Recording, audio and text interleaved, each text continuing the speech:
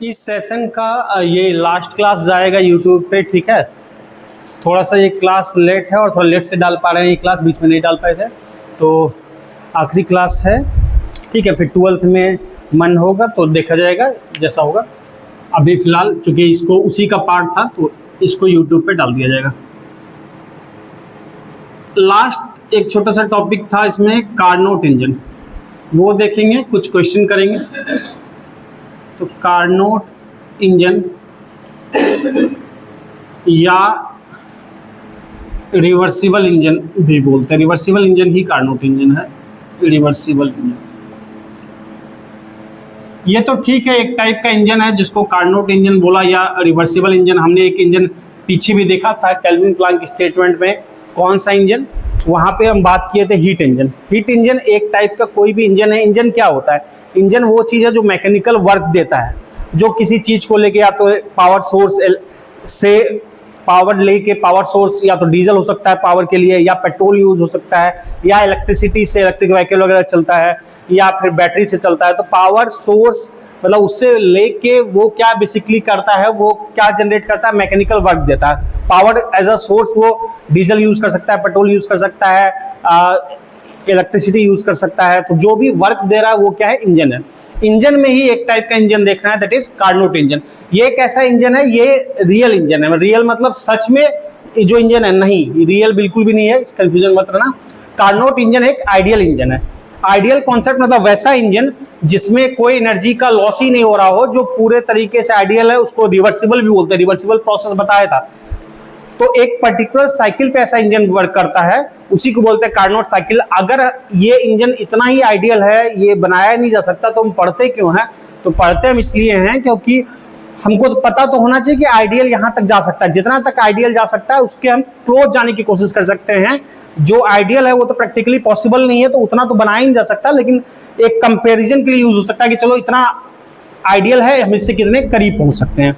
तो खैर, Carnot engine जो है एक पर्टिकुलर इंजन है जो एक साइकिल पे बेस्ड करता है। साइकिल क्या है बताया था? साइकिल क्या है? जो साइकिल चलाते हो, नहीं, हाँ, रेगुलर इंटरवल पे रेगुलर चीज का प्रोसेस का रिपीटेशन, साइकिल। जैसे रेफ्रिजरेटर में बताया था कि उसको कूलिंग करना है तो कुछ प्रोसेस होगा, बार बार वो हीट क्या होगा, बाहर से हवा बाहर लिया, उस हवा से हीट को बाहर निकाला और अंदर ठंडा होता रहा, ये प्रोसेस बार बार होता है। इस तरह से आप लोगों ने रियल जो वर्किंग में यूज होता है, दो तरह का सुने होंगे शायद, 2 स्ट्रोक 4 स्ट्रोक इंजन सुने हो? 4 स्ट्रोक इंजन, 2 स्ट्रोक इंजन। तो स्ट्रोक क्या होता है? स्ट्रोक कुछ नहीं है, कुछ प्रोसेस का रिपीटेशन है। दरअसल 4 स्ट्रोक और 2 स्ट्रोक थोड़ा सा बता देता हूँ, बहुत डिटेल कोई आपका अभी विशेष नहीं है, इंजीनियरिंग का चीज है। दोनों में डिफरेंस क्या होता है? दरअसल 4 स्ट्रोक और 2 स्ट्रोक में दोनों में 4 प्रोसेस है, वो तो होगा ही होगा। कौन सा 4 प्रोसेस? सबसे पहले इंजन के अंदर फ्यूल आया तो इनटेक, कंप्रेशन। कंप्रेशन मतलब वो जो पिस्टन सिलेंडर अरेंजमेंट होता है, पिस्टन ऊपर की हो गया, कंप्रेस किया, उस कम वॉल्यूम में फ्यूल आया तो क्या हुआ? फ्यूल में क्या हुआ? फ्यूल काफी प्रेशराइज हो गया, तो इनटेक हुआ, कंप्रेशन हुआ, फिर एक्सपेंशन हुआ, फिर क्या हुआ? वो इंजन नीचे आया। वो नीचे आया उस धक्के से। वहां पे सबसे पहले क्या होता है कि उस पिस्टन सिलेंडर के अरेंजमेंट के अंदर जैसे जैसे पिस्टन क्या हुआ? ऊपर गया, अंदर बाहर से क्या हुआ? इनटेक फ्यूल आया। फ्यूल बहुत कंप्रेस इन्वायरमेंट में आया, कंप्रेस इन्वायरमेंट में आया, फिर आप जैसे किक मारे या फिर सेल्फ स्टार्ट किए तो वहां पे क्या हुआ? फ्रिक्शन हुआ, रबिंग हुई, उससे क्या हुआ? उस जगह पे चिंगारी हुआ, कंप्रेस फ्लूइड था वो क्या हुआ? बर्न हुआ। जैसे जला तो उसने क्या किया? पिस्टन को नीचे धक्का दिया, तो सिलेंडर से पिस्टन नीचे आया। पिस्टन जैसे नीचे आया, पिस्टन से फिर कई चीजें कनेक्ट होती है, रॉड्स कनेक्ट होता है, इसको शाफ्ट बोलते हैं, गियर कनेक्ट होता है और बहुत सारी डिवाइस कनेक्ट होकर अल्टीमेटली आपका पहिया घूमना पर्पस होता है। तो इसमें क्या क्या प्रोसेस हुआ? तो एक बार फ्यूल का आना, इनटेक, कंप्रेशन, फिर आग लगने के कारण नीचे नीचे पिस्टन का आना, एक्सपेंशन, और जो बेकार की गैसेस है बाहर निकल गई, एग्जॉस्ट। तो ये 4 प्रोसेस होता है, इनटेक, कंप्रेशन, एक्सपेंशन, एग्जॉस्ट। ये चारों प्रोसेस हर इंजन में होता है। बस 2 स्ट्रोक 4 स्ट्रोक में डिफरेंस क्या? ऐसा नहीं कि 2 स्ट्रोक में ये 4 नहीं हो, 2 स्ट्रोक में भी ये 4 होगा, 4 स्ट्रोक में भी 4 होगा। लेकिन 4 स्ट्रोक में क्या होता है कि चारों अलग अलग होगा। मतलब कंप्रेशन हो रहा है, पहले पूरा कंप्रेस होगा, फिर इनटेक होगा, एक प्रोसेस होगा, फिर पूरा एक्सपैंड होगा, फिर फ्यूल बाहर निकलेगा। तो ये 4 प्रोसेस अलग अलग 4 पार्ट में हो रहा है। 2 स्ट्रोक में क्या होता है? 2 प्रोसेस एक साथ हो जाएगा, मतलब एक साथ में ही ऊपर आया, एक साथ में ही इनटेक हुआ, इनटेक कंप्रेशन एक साथ हो गया, फिर एक्सपेंशन और एग्जॉस्ट एक साथ हो गया।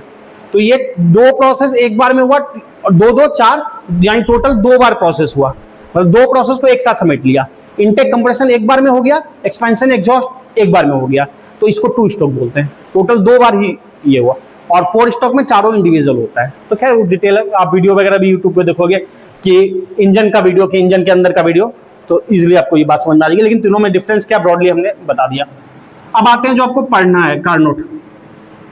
इसमें 4 प्रोसेस होता है, कौन कौन से देखते हैं। उसका जो साइकिल जिस पे वर्क होता है वो मैं बना रहा हूं, उसका पीवी डायग्राम ये ऐसा होता है, और ये आपको ध्यान रखना है। इसमें 4 प्रोसेस क्या क्या होता है, 1 2 3 4, इसको नाम दिया 1, ये 2, ये 3, ये 4, ये 1। 4 प्रोसेस में दिख रहा है आपको। 4 प्रोसेस अच्छे से ध्यान भी रखना है। एक दिख रहा है 1 से 2, 1 से 2, दूसरा कहां से कहां है 2 से 3, तीसरा क्या दिख रहा है 3 से 4, और चौथा दिख रहा है 4 से 1, फिर से वहीं आ गया। तो पहला जो 1 से 2 दिख रहा है ये कौन सा प्रोसेस, इसमें दरअसल ये कॉम्बिनेशन है 2 आइसोथर्मल प्रोसेस का, 2 आइडियाबैटिक प्रोसेस का, 2 आइसोथर्मल 2 आइडियाबैटिक प्रोसेस। तो पहला वाला जो है 1 से 2 क्या है, ये आइसोथर्मल प्रोसेस होता है, आइसोथर्मल।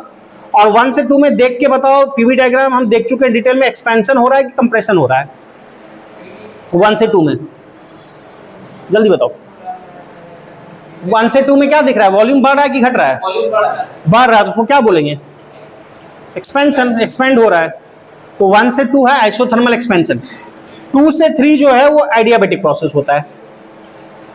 ये आइडियाबैटिक, इसमें भी देखोगे तो वॉल्यूम क्या हो रहा है, बढ़ रहा है, हाँ थोड़ा ही बढ़ा पर बढ़ा, तो ये आइडियाबैटिक एक्सपेंशन है। फिर 3 से 4 जस्ट 1 से 2 का उल्टा है, तो ये आइसोथर्मल ही है, पर क्या है वॉल्यूम घट रहा है कि बढ़ रहा है, घट रहा है, तो क्या बोलेंगे, कंप्रेशन। तो ये हो गया आइसोथर्मल कंप्रेशन।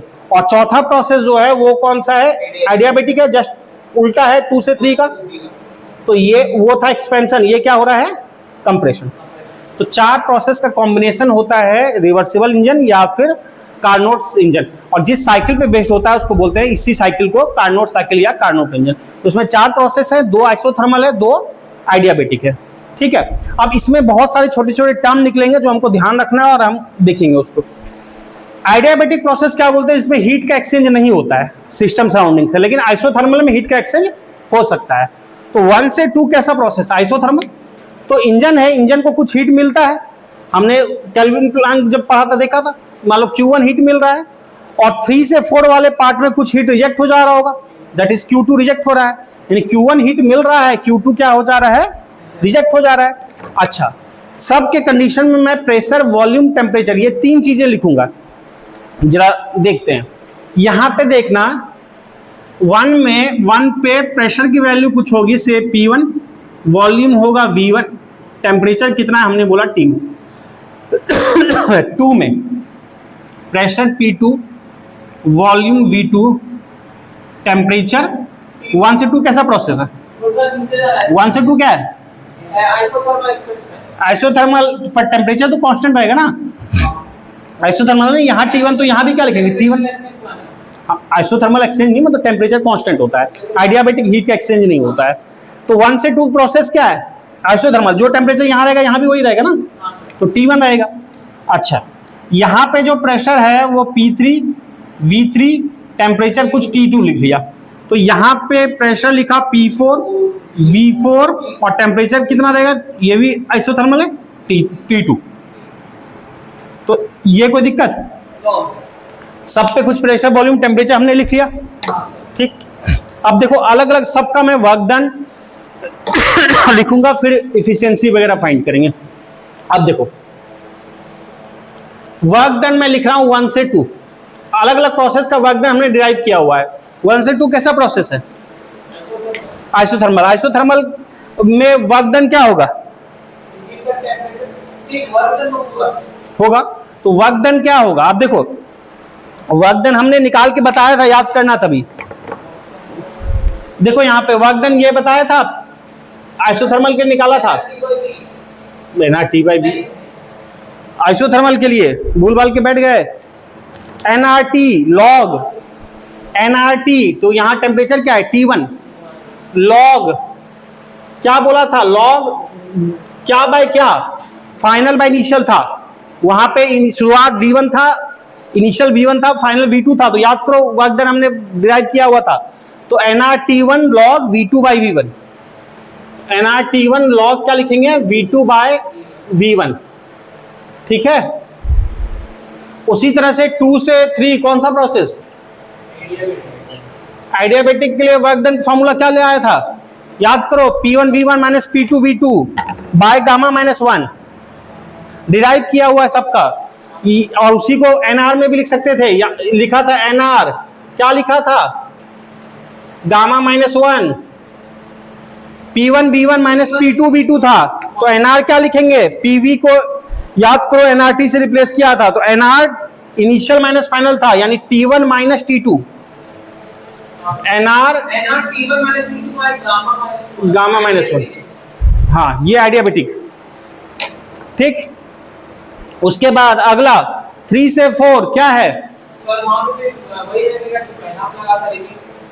हाँ, तो बस थोड़ा सा ध्यान देना, 3 से 4, NR टेम्परेचर क्या है T2, और लॉग क्या है, फाइनल बाय इनिशियल, फाइनल क्या है V4, 3 से 4 वाले का फाइनल V4 बाय V3।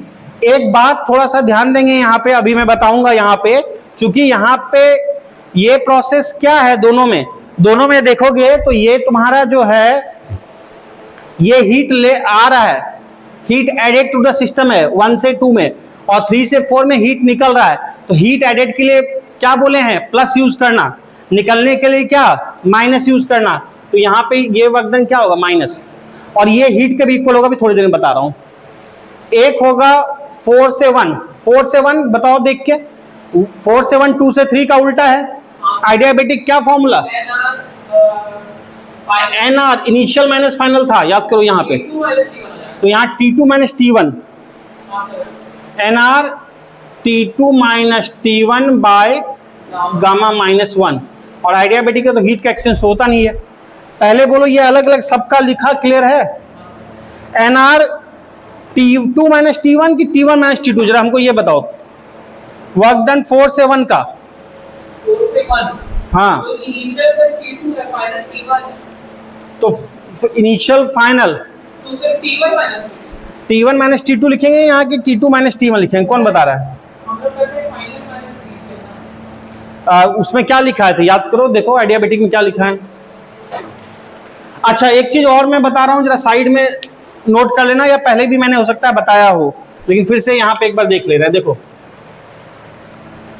ये सब जो है कार्नोट वाला आइडियल प्रोसेस है। तो आइडियल गैस के लिए हमने 3 चीजें पीछे बताई होगी, बताया था, 3 चीजें पीछे बताई होगी, ना भी अगर बताया तो ध्यान रख लो। यहाँ पे देखो 3 बातें आइडियल के लिए ध्यान रखना। एक, internal energy U as a function of temperature होता है। इंटरनल एनर्जी फंक्शन ऑफ क्या होता है, टेम्परेचर। U लिखा किसको, internal energy, function of temperature.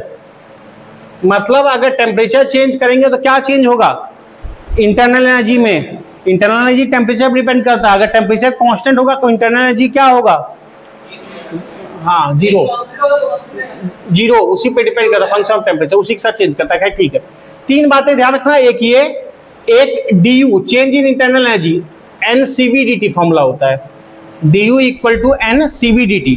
यहाँ पे DU क्या है, change in internal energy, N number of moles या नंबर, CV क्या है, specific heat at constant volume, DT क्या है, चेंज इन टेम्परेचर। तो आइडियल गैस के लिए 2 बातें। और तीसरी बात आपको ज्यादा फिजिक्स में अभी काम नहीं पड़ेगी इस लेवल पे, NCPDT। DH क्या है, H यहाँ पे इंथैल्पी है, change in enthalpy, CP specific heat at constant pressure, और DT क्या है, चेंज इन टेम्परेचर। तो अभी जो हमको काम पड़ेगा इन दोनों का ही पड़ेगा, लेकिन ठीक है, जानने का तीनों जान लेना। आइडियल गैस के लिए 3 चीजें होती है, ठीक है। अब देखो उतना डिटेल में जाएंगे, हम इतना बात करेंगे। अब देखो, अगर मैं बोल रहा हूं यहां पे कि, अब जरा सा ध्यान देना, फर्स्ट लॉ से याद करो, from first law of thermodynamics हमने बताया था कि डेल्टा क्यू या डी क्यू, जो बोलो, delta Q equal to del U plus del W, या फिर इसको डी में बोलना चाहो तो d Q equal to d U plus d W, ये बताया। और dq इक्वल टू दिस, और याद करो अगर मैं साइक्लिक प्रोसेस के लिए बोलता हूं, फॉर साइक्लिक प्रोसेस याद करो हमने फर्स्ट लॉ में लिखा भी था, फॉर साइक्लिक प्रोसेस के लिए चेंज इन प्रॉपर्टी क्या होता है, जीरो। इंटरनल एनर्जी क्या है, प्रॉपर्टी, इसमें चेंज क्या हो जाएगा, जीरो। यानी dq इक्वल टू क्या हो जाएगा, dw, या फिर अगर डेल क्यू लिखेंगे तो डेल डब्ल्यू, या dq लिखेंगे तो dw। किसके लिए, साइक्लिक प्रोसेस के लिए, आइडियल गैस के लिए। तो ऐसे केस में साइक्लिक प्रोसेस के लिए, आइडियल गैस के लिए ये बात होती है, ठीक है। और एक बात ध्यान रखो, जो भी प्रोसेस आइसोथर्मल है, और साथ में एक बात और जानते हैं, खैर ये तो हमने पहले वहां भी देखा था, एक बात और dq इक्वल टू dw एक जगह और होता है, कहां होता है, एक तो ये वाली बात ठीक है, एक और जानोगे कैसे प्रोसेस के लिए, अगर मैं बोलता हूं आइसोथर्मल प्रोसेस, फॉर ध्यान रखना आइसोथर्मल प्रोसेस में टेम्परेचर क्या होता है, कांस्टेंट, और टेम्परेचर कांस्टेंट होगा तो चेंज इन इंटरनल एनर्जी क्या हो जाएगी, इंटरनल एनर्जी डिपेंड करता है टेम्परेचर पे। और हाँ, internal energy function of temperature है, अगर टेम्परेचर कांस्टेंट हो जाएगा तो इंटरनल एनर्जी क्या हो जाएगी, जीरो। क्यों, क्योंकि इंटरनल एनर्जी टेम्परेचर पे डिपेंड करती है, टेम्परेचर के साथ चेंज करती है, और इंटरनल एनर्जी अंदर की एनर्जी होती है, अंदर मॉलिक्यूल में एनर्जी कहाँ आएगी, उसके टेम्परेचर से। अगर टेम्परेचर जीरो है तो मॉलिक्यूलर मोशन स्टॉप है, बताया था एब्सोल्यूट जीरो, तो उस केस में कोई रैंडम मोशन ही नहीं होगा, इंटरनल एनर्जी नहीं होगी। अगर थ्योरेटिकली जाओगे, मैथमेटिकली तो दिख रहा है। तो इस केस में भी अगर du को जीरो करेंगे तो dq इक्वल टू क्या हो जाएगा, dq इक्वल टू dw, या फिर डेल q इक्वल टू क्या बोलेंगे, डेल w। तो एक बात यहां ध्यान रखना कि अगर प्रोसेस आइसोथर्मल है तो वहां पे हम हीट और वर्क को इक्वल करा सकते हैं। अगर प्रोसेस आइसोथर्मल है तो वहां पे हीट और वर्क को क्या करा सकते हैं, इक्वल। आइसोथर्मल बोल रहा हूं, आइडियाबैटिक में नहीं, आइसोथर्मल में हुआ, इंटरनल एनर्जी चूंकि फंक्शन ऑफ टेम्परेचर है। तो मेरा प्रोसेस आइसोथर्मल कौन कौन था, एक 1 से 2 था, तो 1 से 2 में मतलब वर्क डन को हम यहाँ पे हीट के लिख सकते हैं इक्वल, दैट इज Q1 यहाँ लिखे हैं। उसी तरह यहाँ पे तुम्हारा 1 से 2, फिर कौन सा है 3 से 4, 3 से 4 है ना दूसरा, 3 से 4 ये वाला, ये भी आइसोथर्मल है, तो यहाँ भी मैं लिख सकता हूँ हीट के इक्वल, बाकी जगह नहीं लिख सकता। क्यों, समझ में आया कैसे? तो इतनी बातें नोट करो, तब तक फिर हम बात करते हैं। तो ये है कार्नोट, ठीक है। इसमें थोड़ा सा मैं और अब जो मैं यूज करूंगा उसके अकॉर्डिंग थोड़ा कर लेता हूँ उसको चेंज। अब एक बात जानते हो, लॉग में -nRT2 log V2/V3, लॉग का ये प्रॉपर्टी जानते हो कि अगर मैं यहाँ माइनस हटाऊंगा तो ये पलट जाएगा, कोई दिक्कत? लॉग में अगर माइनस हटाएंगे तो ये पलट जाएगा, यानी ये V3/V4 हो जाएगा, ऐसे भी लिख सकते हैं। तो इक्वल में तुम लोग ये कर लेना ऐड। अच्छा, 1 से 4 कैसा प्रोसेस था, तुम्हारा 4 से 1 है ना, और 4 से 1, 2 से 3 कैसा प्रोसेस था, आइडियाबैटिक एक्सपेंशन।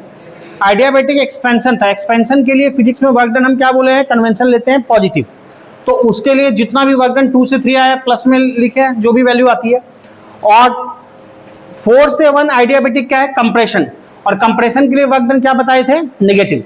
तो कंप्रेशन के लिए नेगेटिव यूज करते हैं, तो यहाँ पे क्या लगा लेंगे, माइनस। बात समझ में आ रही है?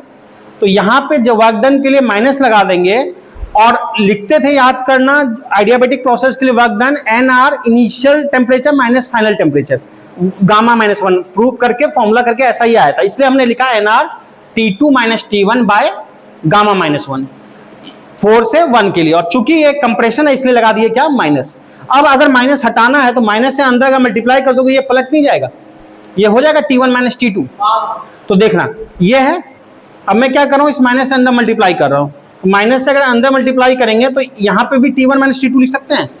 तो हमने पूरा साइन कन्वेंशन यूज करके और एक ले आया पार्ट में, जो मैं अलग अलग यूज करूंगा अभी इफिशियंसी निकालने के लिए।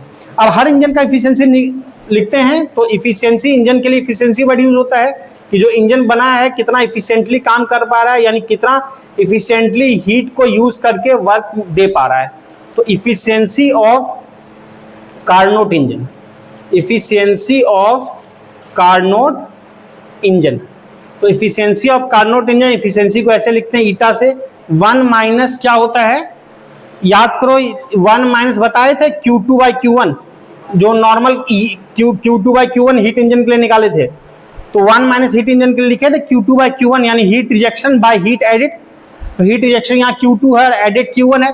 हीट इंजन एक टाइप का इंजन है, तो कार्नोट इंजन भी एक टाइप का इंजन है। तो हीट इंजन जो है, चूंकि कार्नोट इंजन भी एक टाइप का इंजन है, तो हीट इंजन वाला जो फॉर्मूला एफिशिएंसी वाला वो किसी भी टाइप के इंजन के लिए हो सकता है, इवन कार्नोट भी। बट कार्नोट के लिए जो आगे निकल के आएगा वो केवल कार्नोट के लिए होगा। देखते हैं क्या। तो efficiency 1 minus Q2 by Q1, तो 1 माइनस Q2, Q2 हम निकाल चुके हैं, कितना ये लिखे, और Q1 क्या लिखे, ये लिखे, तो Q2 बाई Q1 लिख देते हैं। तो Q2 बाई Q1 लिखोगे तो NR दोनों में कैंसिल हो जाएगा, डिवाइड करोगे तो, या लिख ही देते हैं NR T2 लॉग कितना है बताओ, V3 by V4, log V3 by V4 divide by NR क्या लिखेंगे, T1, NR T1 log V2 by V1, log V2 by V1, यही है क्या, दिस बाय दिस। अब इसमें कुछ कैंसिल हो रहा है तो कैंसिल कर दो, NR NR NR NR cancel, इतना बचा। अब कुछ मैं रिलेशन वगैरह थोड़ा सा यूज करूंगा और देखेंगे, एक रिजल्ट लाएंगे। अब कैसे रिलेशन क्या यूज करते हैं देखते हैं। अब हमको एडियाबेटिक प्रोसेस दिख रहा है ना, कौन कौन सा, देख के बताओ। सर 2 से 3, 2 से 3 वाला है, 4 से 1। तो हमको देखो, अब किसी तरह से मैं क्या करूंगा आगे के लिए, इन दोनों को इक्वेट कराने की कोशिश करूंगा ताकि ये कैंसिल हो जाए। अब मुझे रिलेशन चाहिए V3 V4 V2 V1, मेरे पास 2 आइडियाबेटिक दिख रहा है, और आइडियाबेटिक में याद करो मैंने लास्ट जो कराया था आइडियाबेटिक, उसमें अलग अलग रिलेशन लिख के दिखाया था। मेरा आइडियाबेटिक कौन कौन सा है, पहला है 2 से 3, 2 से 3 आइडियाबेटिक में याद करो एक रिलेशन निकाल के दिखाए थे, ये निकाले थे TB to the power gamma minus 1 constant.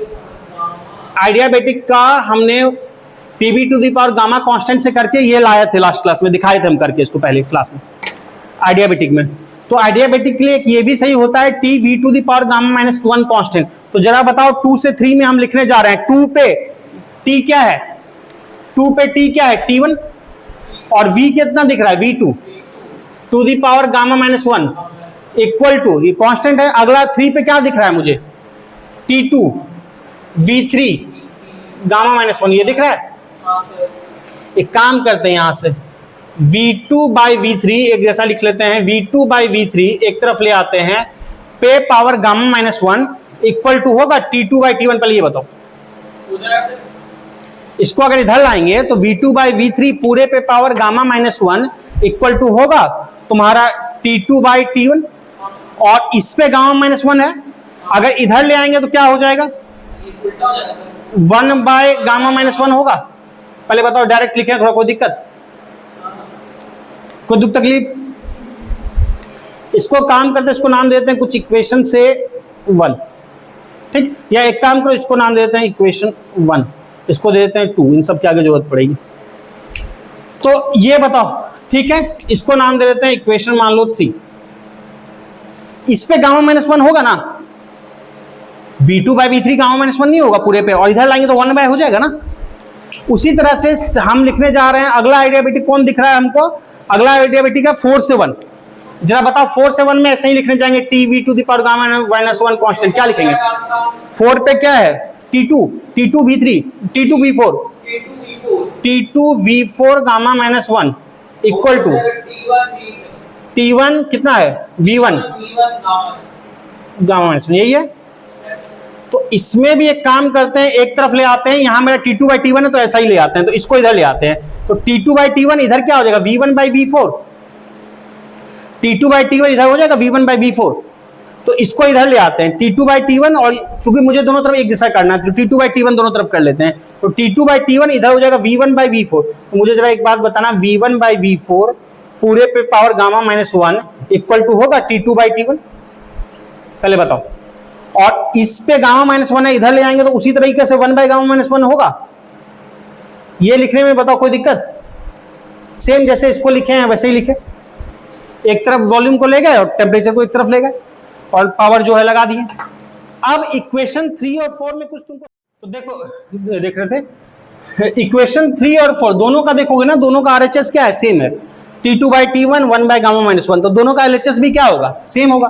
तो हम बोल सकते हैं फ्रॉम 3 and 4 दोनों का RHS सेम है, तो LHS क्या होगा V2 by V3 equal to कितना दिख रहा है, V2 by V3 equal to V1 by V4 दिख रहा है, V1/V4 ये बराबर हो गया। अब हमको देखो इक्वेशन जो लिखा है हमने 2 लिखा है, जो इक्वेशन 2 में इफिशियंसी जो निकाल रहे थे वहां पे V3/V4 था और एक में V2/V1 था। तो V3/V4 थोड़ा सा इसको अरेंज कर लेते हैं, या फिर मैं ऐसे लिख सकता हूं, देखना तो V3/V4 इसको इधर लेगा, इसको इधर लेगा, तो ये वैसे ही अरेंज हो गया क्या? V3/V4 इक्वल टू V2/V1 लिख सकते हैं इसको, क्रॉस मल्टीप्लिकेशन, इधर लेगा इसको इधर लाए, तो क्या देखो ये V3/V4 इक्वल टू V2/V1 आ गया, यानी ये कैंसिल हो जाएगा पूरा पूरा, लॉग वाला टर्म कैंसिल हो जाएगा, तो क्या बच जाएगा? तो सो फ्रॉम इक्वेशन कौन सा लिखे थे उसको? 2। इक्वेशन 2 में अगर ये वैल्यू रखते हैं तो मेरा इफिशियंसी बाकी सब कैंसिल हो जाएगा, 1 माइनस क्या आ जाएगा? T2/T1। तो कार्नोट इंजन का इफिशियंसी कितना आता है? 1 माइनस T2/T1। एक बात ध्यान देना जरा सा यहाँ पे, ये तो हमने जनरल पहले यूज किया था, ये फॉर्मूला वैलिड है एनी इंजन, किसी भी इंजन के लिए, किसी भी इंजन में कार्नोट भी आता है, किसी भी इंजन में कार्नोट भी आता है, तो ये फॉर्मूला किसी भी इंजन के लिए, कार्नोट इंजन के लिए भी वैलिड है। और ये मेरा कब आया? ये रिजल्ट तब आया जब हमने ये Tv⁻Γ-1 कांस्टेंट करके यूज किया, और Tv⁻Γ-1 कांस्टेंट ये सब किसमें यूज हो रहा है? एडियाबेटिक प्रोसेस में, आइडियल गैस का प्रोसेस में। यानी वो सब कहां निकला? जब इस तरह का प्रोसेस हुआ। इस तरह का प्रोसेस मतलब जब कार्नोट साइकिल हुआ, कार्नोट का प्रोसेस हुआ, यानी कार्नोट साइकिल का हुआ प्रोसेस, यानी कार्नोट इंजन के केस में ही हम इसको इसके इक्वेट कर पाए और वहां पे T2/T1 ला पाए। यानी ये फॉर्मूला किसी भी इंजन के लिए वैलिड नहीं है, ये वैलिड है ओनली कार्नोट। ये जो फॉर्मूला है 1 माइनस T2/T1 ये वैलिड है ओनली कार्नोट इंजन, और वो वाला फॉर्मूला किसी भी इंजन में लगा सकते हैं। तो 1 माइनस T2/T1 देख के ऐसा नहीं करना कि कोई भी इंजन दे और 1 माइनस T2/T1 लगा दे, नहीं, जब तक कार्नोट नहीं बोला जाएगा ये फॉर्मूला यूज नहीं कर सकते। किसी भी इंजन में हम ये यूज कर सकते हैं।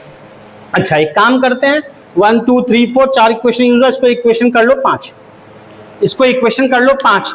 अब देखो 4 और 5 ये दोनों कार्नोट के लिए तो दोनों वैलिड है। इक्वेशन मेरा 5 और 2, इक्वेशन 2 और इक्वेशन 5, 2 है 1 K2/K1 सॉरी, इक्वेशन 1 और 2 मेरा कार्नोट इंजन के लिए वैलिड है।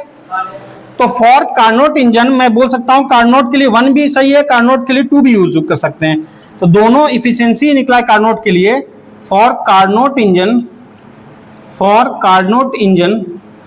मैं बोल सकता हूं from equation 1 and 5, equation 1 and 5 से मैं बोल सकता हूं क्या? 1 माइनस T2/T1, दोनों इफिशियंसी ही है, इक्वल टू क्या लिख सकते हैं? 1 माइनस Q2/Q1, और दोनों से देखोगे तो 1 1 कैंसिल हो सकता है, 0 हो जाएगा, एक तरफ जाएगा, तो क्या बचा? T2/T1 equal to Q2/Q1, T2/T1 equal to Q2/Q1, यानी ये वाला रिलेशन भी मेरा वैलिड हो सकता है। यानी टेम्परेचर का रेशियो इक्वल टू हीट का रेशियो, ये भी मेरा सही है। करस्पॉन्डिंग टेम्परेचर करस्पॉन्डिंग हीट का रेशियो, यानी जो टेम्परेचर आ रहा है, मिल रहा है, input temperature by input heat equal to output temperature by output heat, ये भी मेरा वैलिड होगा किसके लिए? For Carnot. तो कार्नोट इंजन में हम ये वाला भी यूज कर सकते हैं, T2/T1 इक्वल टू Q2/Q1। यहां पे टेम्परेचर मेरा किस में होगा? केल्विन में होगा। क्लियर बात? तो ये इतनी चीजें कार्नोट इंजन में होती है। तो कार्नोट इंजन के लिए या थोड़ा सा अच्छे से लिखोगे तो ऐसे भी लिखते हैं T2/T1 इक्वल टू Q2/Q1, या उल्टा लिखो तो भी एक ही बात है, Q1/Q2 इक्वल टू T1/T2, एक ही बात है। तो इतनी बातें समझ में आ रही है, इसको नोट कर लो, फिर 2 4 चीजें लिखाऊंगा, इसकी कहानी खत्म हो जाएगी, फिर कुछ 1 2 4 क्वेश्चन कर लेंगे, ठीक है? चलो देखो, तो कार्नोट इंजन सिंपल पूछा जाए आपसे ऐसे, अगर थ्योरी में कार्नोट इंजन क्या है तो बेसिक चीज है कि वैसा इंजन जो इस साइकिल पे बेस्ड हो। किस साइकिल पे? Carnot cycle.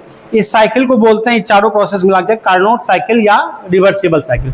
तो वैसा इंजन जो कार्नोट साइकिल या रिवर्सिबल साइकिल पे बेस्ड हो उसको कार्नोट इंजन या रिवर्सिबल इंजन बोलते हैं। अच्छा, किसी गिवन टेम्परेचर लिमिट, जैसे यहाँ टेम्परेचर लिमिट T1 T2 का लिमिट है, T1 मिल रहा है, T2 रिजेक्ट हो रहा होगा, तो गिवन टेम्परेचर लिमिट में किसी भी इंजन की इफिशियंसी कार्नोट से ज्यादा नहीं हो सकती। कार्नोट की मैक्सिमम इफिशियंसी है। अब लिमिट सेम होना होगा, ऐसा नहीं किसी को हीट मान लो ज्यादा दे रहे हैं, किसी को हीट कम दे रहा है, मान लो एक आदमी को दौड़ा रहा है, कंपेयर करना है तो दोनों को 200 मीटर दौड़ाओगे या 100 मीटर दौड़ाओगे, ऐसा नहीं करोगे एक को 100 मीटर दौड़ा है, एक को 1 किलोमीटर दौड़ा है, तब कंपेयर कर रहे हो कि 100 मीटर वाला ज्यादा तेज दौड़ता है। दोनों को सेम देना होगा, तो उसी तरह से दोनों को सेम हीट सप्लाई चाहिए। अगर उसी सेम कंडीशन में देख रहा होगा तो किसी भी इंजन की एफिशिएंसी कार्नोट से ज्यादा नहीं हो सकती। लेकिन कार्नोट कैसा प्रोसेस है? एक आइडियल प्रोसेस है। ये प्रैक्टिकली पॉसिबल नहीं है। क्यों नहीं पॉसिबल है? दरअसल एक बात है, क्योंकि रिवर्सिबल प्रोसेस ही नहीं पॉसिबल है। या दूसरा देखोगे, यहाँ दो तरह के प्रोसेस हैं, एक आइडियाबैटिक है, एक आइसोथर्मल है। आइडियाबैटिक हुआ, आइसोथर्मल हुआ, इस प्रोसेस लगातार चल रहा है, मतलब आइसोथर्मल, फिर अगला आइडियाबैटिक, फिर आइसोथर्मल, फिर आइडियाबैटिक।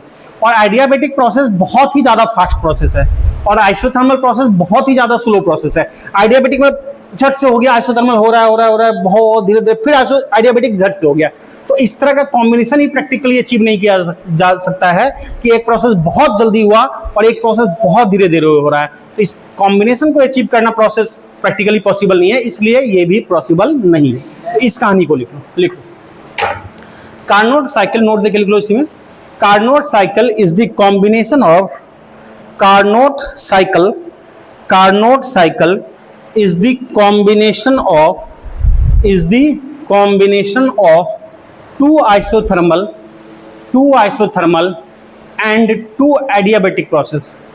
Two adiabatic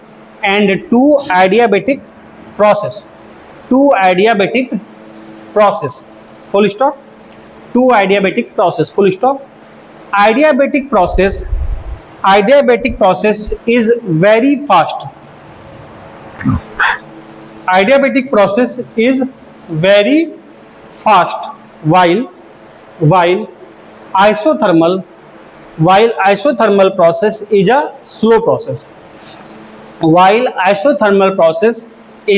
slow process. Slow process. Such a combination of fast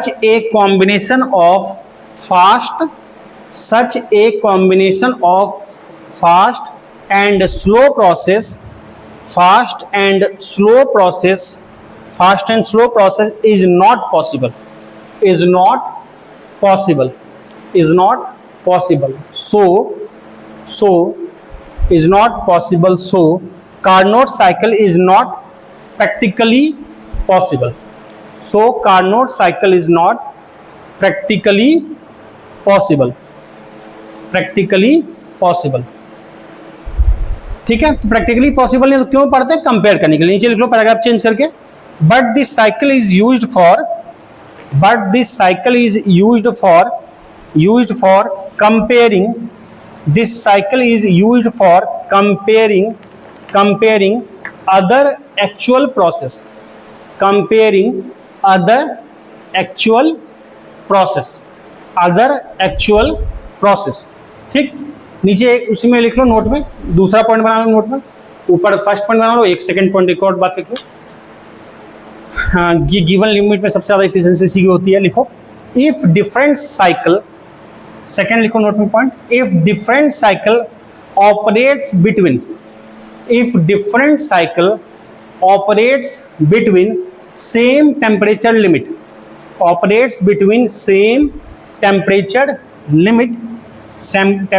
limit, no cycle has efficiency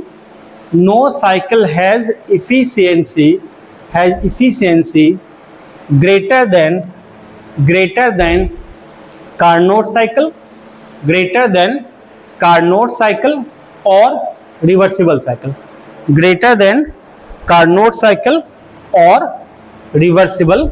cycle. Carnot cycle और रिवर्सिबल साइकिल। तो ये समझ गए, लिख लिए। अब जरा कुछ क्वेश्चन करते हैं, ठीक है ना, कुछ क्वेश्चन करते हैं। क्वेश्चन का मैं लैंग्वेज नहीं लिखा रहा ताकि थोड़ा सा टाइम कम लगे, आपको कॉन्सेप्ट समझना है। चलो देखते हैं, इधर तो नोट कर लियो ये सब। अब कुछ आपको क्वेश्चन कर लेते हैं हम, ठीक है ना। तो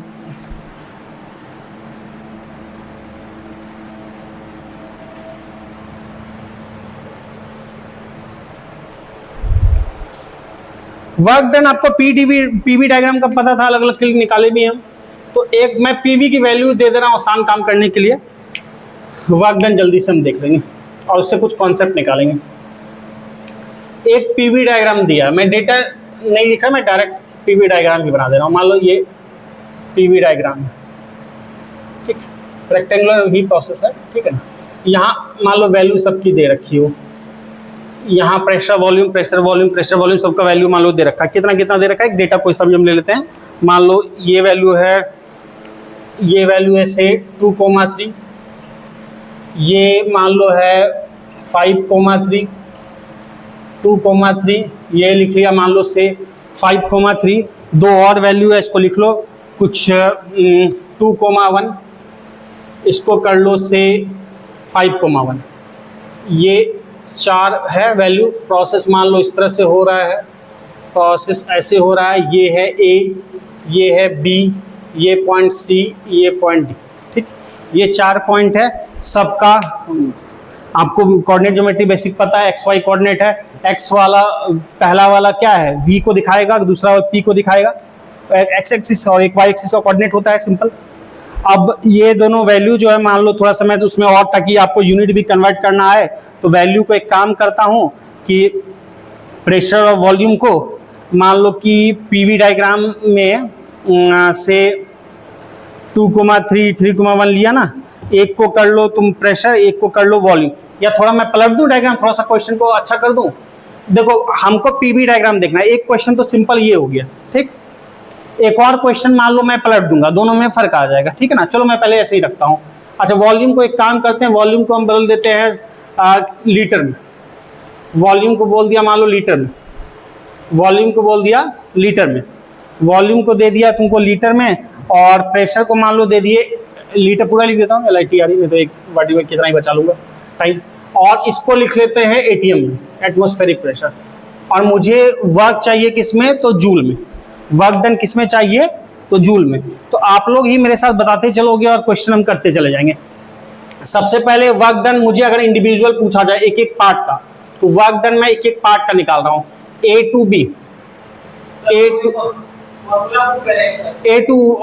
to B कैसा प्रोसेस, जल्दी बताओ।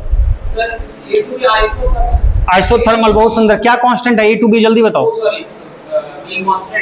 P कांस्टेंट है, y एक्सिस कांस्टेंट है ना, P कांस्टेंट है, सीधी लाइन गई ना, P कांस्टेंट है, मतलब आइसोबारिक प्रोसेस है। आइसोबारिक प्रोसेस के लिए वर्क डन क्या बताया था, P V2 माइनस V1। तो A से B के लिए वर्क डन कितना है, P V2 माइनस V1 बताया हुआ है सब डिटेल में।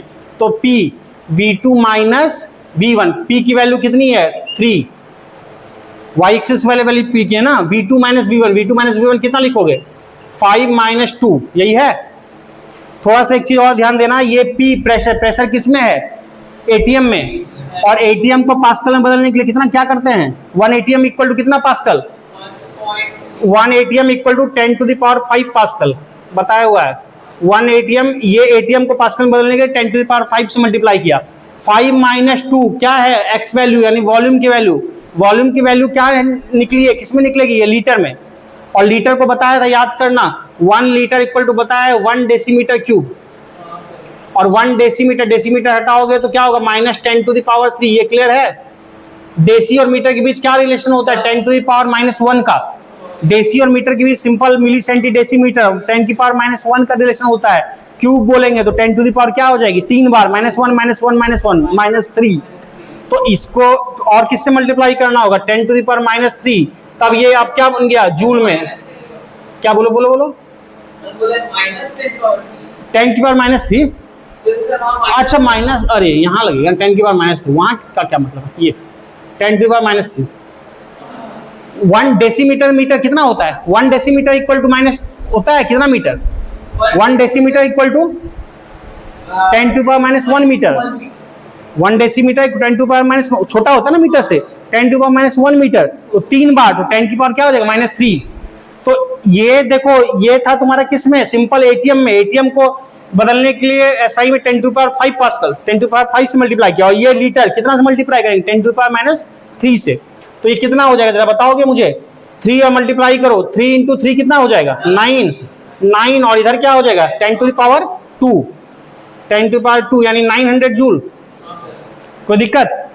उसी तरह से अगला प्रोसेस का बताओ वर्क डन जरा हमको देख के, सर उसमें B2C के लिए। सर ये प्रेशर नहीं वॉल्यूम कांस्टेंट है सर। B2C वॉल्यूम सेम है। वॉल्यूम कांस्टेंट, तो वर्क डन क्या होता है? B2C आइसोकोरिक, वर्क डन क्या होता है आइसोकोरिक के लिए? बहुत सुंदर, भूल भाल के बैठ जाओ। जीरो कहां हो? PdV, change in volume zero, work done zero होता है आइसोकोरिक के लिए। B2C आइसोकोरिक है, वर्क डन क्या होगा? जीरो। C2B कैसा प्रोसेस है? आइसोबारिक, वो एक वन पहले का उल्टा। C2D तो क्या लिखेंगे? As work done PV2 minus V1, तो क्या लिखोगे? PV2 माइनस V1, जरा बताओ। P कितना है? 5 से 2 घटाएंगे। P 5 से 2 घटाएंगे। P कांस्टेंट है तो घटाओगे क्यों? और P x वैल्यू है कि y वैल्यू है? P कौन सी वैल्यू है ग्राफ का? x की y, ये है P, ये है P, 1 है, तो 5 से 2 क्यों करेंगे? तो P1 1 और वॉल्यूम में चेंज कितना होगा? 5 minus 2, PV2 minus V1, y minus 2 कितना लिखेंगे? और इसको ये तुम्हारा किस में बद है? 1 ATM, क्या मल्टीप्लाई करेंगे? जैसे ऊपर क्या 10 टू पावर 5, और ये किस में निकलेगा? लीटर, क्या मल्टीप्लाई करेंगे? 10 टू पावर माइनस 3, तो ये कितना आएगा? 5 2 3, और इधर 300। अच्छा कहाँ पे? अच्छा C से B लिख दिया, C से D, ठीक है बिल्कुल। आप कहाँ पे? अच्छा, और एक बात जान लो, और यहाँ पे और क्या हो गया तुम्हारा जाके? ये वर्क डन कैसा है? एक्सपेंशन की कंप्रेशन। A से B क्या है? एक्सपेंशन, वॉल्यूम बढ़ रहा है, और ये कंप्रेशन है। कंप्रेशन के लिए वर्क डन क्या लिखते हैं? नेगेटिव, तो ये कितना आएगा? Minus 300 joule. या फिर आप नियम से V2 माइनस V1 करना था, हमको 2 माइनस 5 करना था। या तो आप दोनों मत कर देना, रिपीट हो जाएगा, माइनस माइनस प्लस हो जाएगा। या तो मुझे करना चाहिए था फाइनल माइनस इनिशियल 2 माइनस 5, तो अपने आ जाता माइनस 300 जूल, फिर वहां माइनस मत लगा दो, या फिर पहले माइनस लगा दिया, चूंकि ये प्रोसेस क्या है? कंप्रेशन है, तो ये ऑलरेडी माइनस में दिया। पहले बोलो, ये समझ में आया? देखो अब एक बात समझो, हाँ D से वर्क डन क्या हो जाएगा? D से आइसोकोरिक है, वर्क डन क्या होगा? Zero, change in volume zero. तो एक बात समझ में आया? अगर चारों प्रोसेस का इंडिविजुअल वर्क डन पूछे तो ऐसे निकाला जाएगा। अगर टोटल वर्क डन पूछे तो टोटल वर्क डन, क्या बोलो? हाँ, वर्क डन टोटल, तो टोटल वर्क डन सबको ऐड कर देंगे। सबको ऐड करोगे तो क्या होगा? 900 प्लस 0 माइनस 300 प्लस 0 कितना हो जाएगा? 600, बिल्कुल। तो टोटल मैं डायरेक्ट लिख दूं 600 जूल। तो टोटल वर्क डन पूछा जाए तो विद साइन ऐड कर देंगे, जो ऐड हो रहा है ऐड, जो सब्ट्रैक्ट हो रहा है subtract. 900 plus 0 minus 300 plus 0, total क्या होगा? 600 जूल। अब एक बात समझो, एक तो इंडिविजुअल वर्क डन निकालने आया और एक पूरा आया। अगर क्वेश्चन में सीधा पूरे पूछ दिया जाए, अगर क्वेश्चन में हमसे पूरा ही वर्क डन पूछ दिया जाए, तो पूरा ही वर्क डन पूछ दिया जाए ना, तो टोटल वर्क डन केवल पूछा गया, इंडिविजुअल नहीं पूछा गया। तो दो तरीके, एक तो आप सब फाइंड करो और फिर ऐड सब्ट्रैक्ट कर लो, या फिर उतना नहीं चाहते ना, डायरेक्ट करना चाहते हो कि मुझे डायरेक्ट टोटल वर्क डन निकल जाए, तो उसका सिंपल सा क्या फंडा है? देखो, A to B work done एक एक पार्ट का कैसे निकालते हैं, उसको प्रोजेक्ट करेंगे कहां पे? वॉल्यूम एक्सिस पे, ग्राफ को। तो A to B को जब प्रोजेक्ट करोगे तो जरा समझो, A to B को जब प्रोजेक्ट करने जाओगे तो ये पूरा एरिया बनेगा, ये पूरा एरिया बनेगा। और C to D कितना पार्ट है? C to D, जब C to D देखोगे तो इतना सा पार्ट, इसको वॉल्यूम एक्सिस पे प्रोजेक्ट करोगे तो ये मिलेगा, इसमें ये मिलेगा। अब एक बात समझो, ये वर्क डन जो ब्लू वाला दिख रहा है वो किसका वर्क डन? एक्सपेंशन का, यानी कि ये वर्क डन क्या है? प्लस है। इससे कॉन्सेप्ट निकलेगा, समझना। और ये जो वर्क डन रेड दिख रहा है वो किसका है? कंप्रेशन का है, यानी ये वर्क डन क्या है? माइनस में। तो एक बात समझ में समझो जरा, अगर पूरे में से जब हम टोटल वर्क डन निकालें, इसका तो जीरो, इसका जीरो, तो ये पूरा ब्लू वर्क डन प्लस में, ब्लू प्लस में, और ये जो रेड दिख रहा है वो माइनस में। तो पूरे प्लस में और ये माइनस में, तो पूरे प्लस के साथ ये माइनस हट जाएगा, तो क्या बच जाएगा? केवल बॉक्स बच जाएगा। अगर पूरे ब्लू वाले में रेड वाला माइनस कर दोगे तो ये एरिया बचेगा। तो यानी नेट वर्क डन के लिए हम सीधा इसी का रेक्टेंगल का एरिया ना निकाल दें। अगर नेट वर्क डन पूछे और इंडिविजुअल ना पूछे तो हम उतना क्यों करेंगे? हम सीधा क्या करेंगे? हम केवल इसी का वर्क डन निकाल देंगे। तो अगर नेट वर्क डन केवल पूछा जाए, नेट वर्क डन इंडिविजुअल ना पूछा गया है, तो मैं क्या बोलूंगा सीधा कि एरिया ऑफ ये जो रेक्टेंगल दिख रहा है ABCD, देखते सेम आता है कि नहीं? तो इसका एरिया निकालोगे तो क्या होगा? Area length into thickness. तो ये लेंथ कितनी है, ये लेंथ 5 माइनस 2 3, तो ये लेंथ कितनी है 5 माइनस 2 यानी कि 3, और ये चौड़ाई कितनी है इसकी ऊपर वाले का तो 3 माइनस 1 2, तो लंबाई कितनी हो गई 5 माइनस 2 इंटू, या फिर यहां भी देखो वही बात है, चौड़ाई क्या होगा 3 माइनस 1 या 3 माइनस 1 एक ही बात है, 3 माइनस 1 यानी कि 2। अच्छा, ये एक निकलेगा P और एक निकलेगा V, एक एटीएम में एक वॉल्यूम में, एक एटीएम में और एक लीटर में। एटीएम को बदलने के लिए 10 टू द पावर 5 और लीटर को बदलने में SI में 10 to the power -3 metre cube. तो इसको जरा सॉल्व करके देखो, 5 माइनस 2 क्या होगा 3 और 3 माइनस 1 क्या होगा 2, तो ये 3 इंटू 2 क्या हो जाएगा 6, और इधर 5 माइनस 3 केवल क्या बचेगा 2, तो कितना आ जाएगा 600 जूल आ जाएगा। तो नेट वर्क डन यही आ जाएगा। तो अगर नेट वर्क डन केवल पूछा जाए तो हम इतना क्यों ही करेंगे, हम सीधा इसका एरिया निकाल लेंगे। बात समझ पा रहे हो। एक बात और ध्यान देना, अच्छा पहले इतना नोट कर लो, फिर इससे कंक्लूजन लिखाऊंगा, उसको नोट करा दूंगा। है क्योंकि जो मेरा एक्सपेंशन वाला वर्क है, जो प्लस लेते हैं, एक्सपेंशन वाला वर्क बड़ा है और जो कंप्रेशन वाला वर्क है जो ये दिख रहा है नीचे वो छोटा है। तो बड़ा में छोटा माइनस करेंगे तो बड़ा वाला का साइन रहता है, यानी बिगर का साइन रहता है, यानी प्लस साइन आ गया। तो ये वाला जो मेरा प्रोसेस था वो एक्सपेंशन था जिसका एरिया बड़ा आ रहा था और कंप्रेशन का एरिया छोटा आ रहा था, इसलिए नेटवर्क में मेरा क्या निकला पॉजिटिव। अगर मैं इसका उल्टा कर दूं, 2 मिनट पे सोचना, अगर मैं पूरा प्रोसेस ही उल्टा कर दूं, मतलब ऐसे कर दूं प्रोसेस, पूरा प्रोसेस उल्टा कर दूं, अब इसका वर्क डन अगर निकालूं जो भी आएगा, इसके वर्क डन में फिर ये वाला एरिया कंप्रेशन का हो जाएगा, फिर बड़ा एरिया कंप्रेशन का हो जाएगा और D to C एक्सपेंशन बन जाएगा, ये छोटा हो जाएगा, तो बड़ा एरिया किसका हो जाएगा कंप्रेशन का, यानी माइनस का। तो नेट वर्क डन क्या आएगा नेगेटिव आएगा। नेट वर्क डन फिजिक्स में पॉजिटिव का मतलब क्या होता है work done by the system, और नेट वर्क डन फिजिक्स में नेगेटिव का मतलब क्या होता है work done on the system. तो 2 तरह का डिवाइस होता है, एक जिसपे वर्क करते हैं और एक जो वर्क या पावर जनरेट करता है। जैसे कौन, जैसे पावर प्लांट, पावर प्लांट को चलाने के लिए पावर नहीं देना पड़ता, तब फिर पावर जनरेट क्या किए, पावर प्लांट तुमको पावर जनरेट करके देता है। जनरेटर को चलाने के लिए तुमको इलेक्ट्रिसिटी नहीं देना पड़ता, वो इलेक्ट्रिसिटी जनरेट कर रहा है। तो दो तरह के ये होते हैं। एक होता है तुम्हारा जो पावर जनरेट कर रहा है, बना के दे रहा है, तो जो वर्क दे रहा है यानी work done by the system, जैसे पावर प्लांट जनरेट कर रहा है, जनरेटर जनरेट कर रहा है पावर को, वो किस पे चलना चाहिए, इस पे, उसके लिए वर्क डन पॉजिटिव आना चाहिए कि उसके लिए नेगेटिव आना चाहिए, बताओ।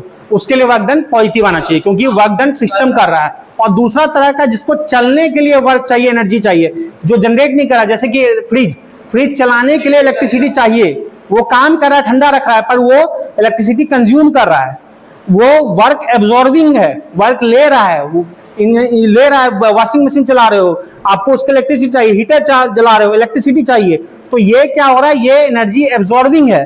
तो ये इन सब पे वर्क डन हो रहा है, तो इन सब के लिए कैसा आना चाहिए, नेट वर्क डन नेगेटिव होना चाहिए।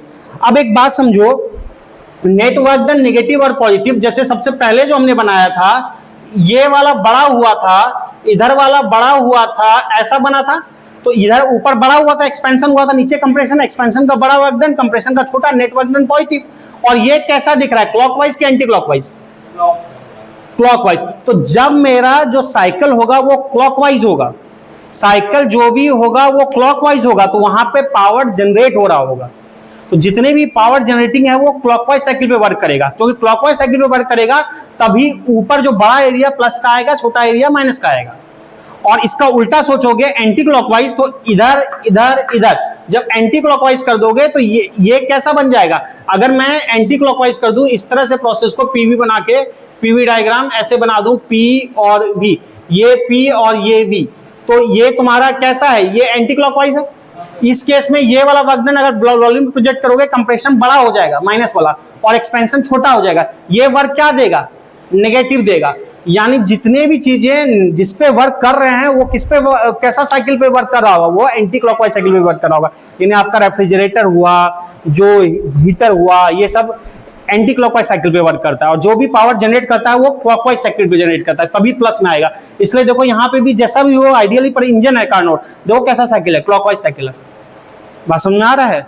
तो प्लस जो वर्क डन होगा वो होगा हमेशा क्लॉकवाइज साइकिल के लिए, minus work done anti clockwise. तो अच्छा कंक्लूजन है, नोट देख के लिख लो, नोट लिखो। नोट लिखो, मैं लिखा दे रहा हूँ, नोट देके लिखो, लिखो ऑल द क्लॉकवाइज साइकिल, लिखो all the clockwise cycle, all the clockwise cycle on PV diagram, all the clockwise cycle on PV diagram, on PV diagram, PV diagram has या हैव क्या होगा, have positive work, have positive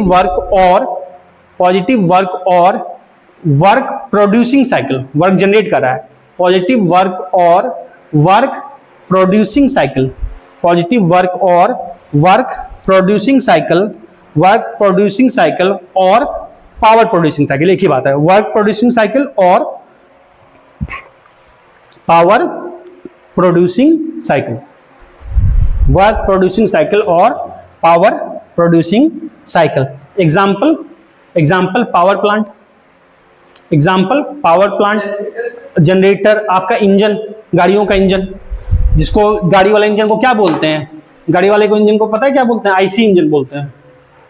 IC मतलब क्या होता है, internal combustion, मतलब जिसमें आग जो हो रही है, बर्निंग हो रही है, वो अंदर हो रही है, वो इंजन के अंदर हो रही है, बाहर से आप नहीं देख पा रहे हो, इंजन के अंदर इंटरनल कंबशन, जिसमें कंबशन का प्रोसेस, जलने का प्रोसेस, फ्यूल के इनटेक जलने का जो प्रोसेस है वो अंदर हो रहा है चेंबर के, उसको आईसी इंजन बोलते हैं। आईसी इंजन ये सब कौन सा है, क्लॉकवाइज साइकिल पे। एग्जांपल में लिख लिया, नीचे लिखो all anti clockwise cycle on PV diagram, all anti clockwise cycle on PV diagram, on PV diagram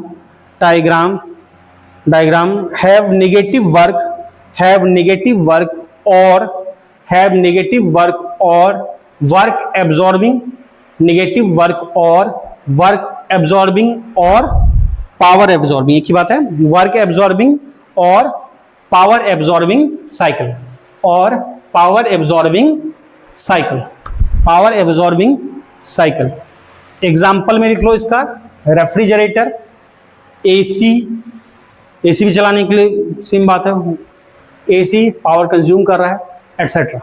तो क्लियर बात, ठीक, कोई दिक्कत।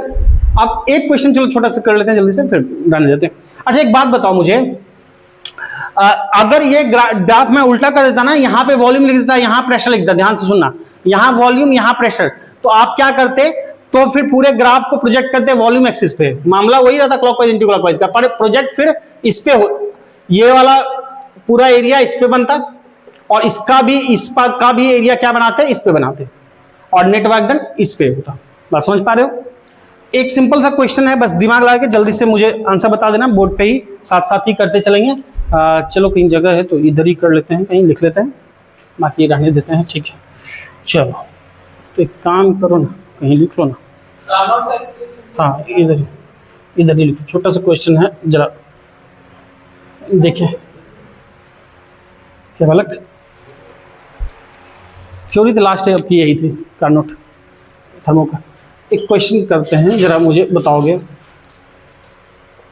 एक पीवी डायग्राम बनाया, ठीक, प्रेशर इसमें ही है तुम्हारा, मतलब पास्कल में, ये न्यूटन पर मीटर स्क्वायर या पास्कल, वॉल्यूम भी चलो मीटर क्यूब में, उसमें झंझट नहीं है, ठीक।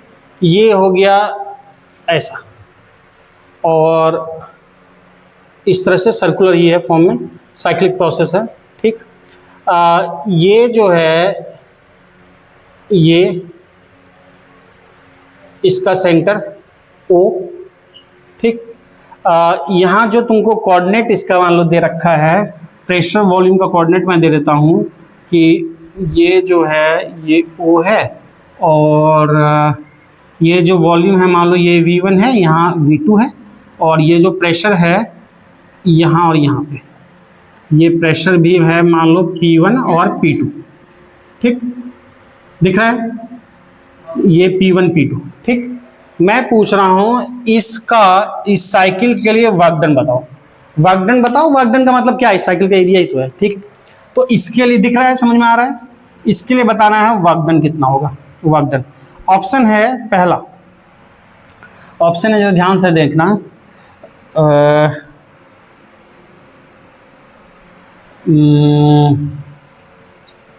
V2 माइनस V1 का होल स्क्वायर बाई 4। V2 माइनस V1 हो गया, ठीक। दूसरा ऑप्शन है पाई P2 माइनस P1। मुझे देखते हैं कौन आंसर बताएगा। क्वेश्चन बहुत टफ नहीं है, बस सही बता देना। बाई 4। ध्यान से ऑप्शन देख लेना चारों। B, option C, pi by 4 V2 माइनस V1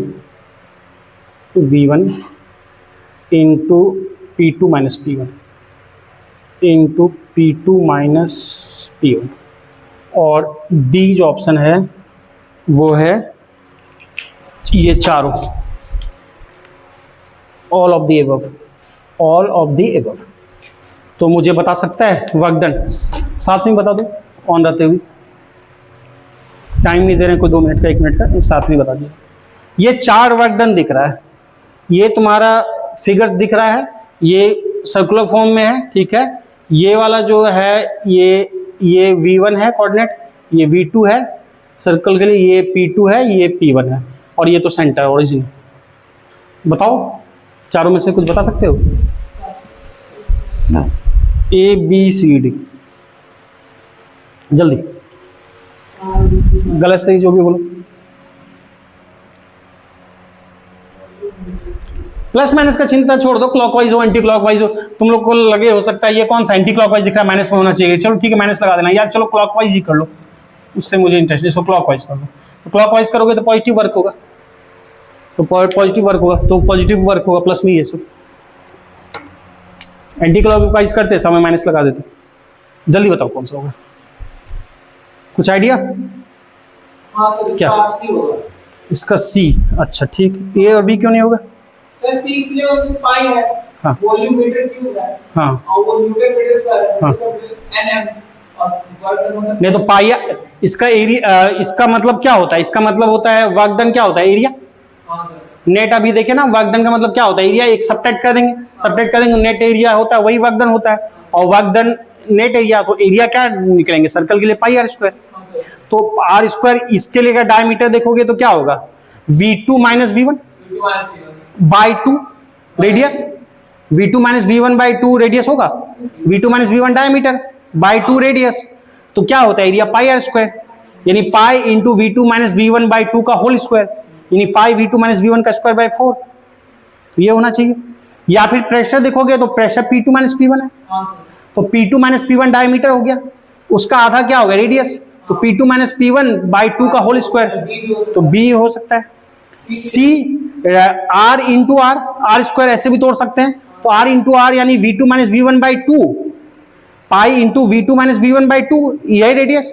और इधर से देखोगे P2 माइनस P1 बाई 2, तो ये भी आर है, ये भी आर है, R into R, R square है, ये भी है, तो क्या होना चाहिए? और सब कोई खुश है?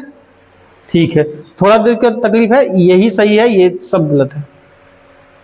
क्यों? क्योंकि ठीक है पाई आर स्क्वायर तो आ रहा है, बालक ठीक बोला था शुरू में, डायमेंशनली गलत है। वर्क डन क्या होगा? पीवी, ये पीवी थोड़ी है, ये वॉल्यूम है, ये क्या रिजल्ट होगा? मीटर स्क्वायर, सॉरी वॉल्यूम है ना, तो मीटर क्यूब, मीटर क्यूब का होल, तो मीटर 6, कहाँ वर्क की डायमेंशन? जूल थोड़ी है। ये भी प्रेशर का स्क्वायर, पास्कल का स्क्वायर, कहाँ वर्क है?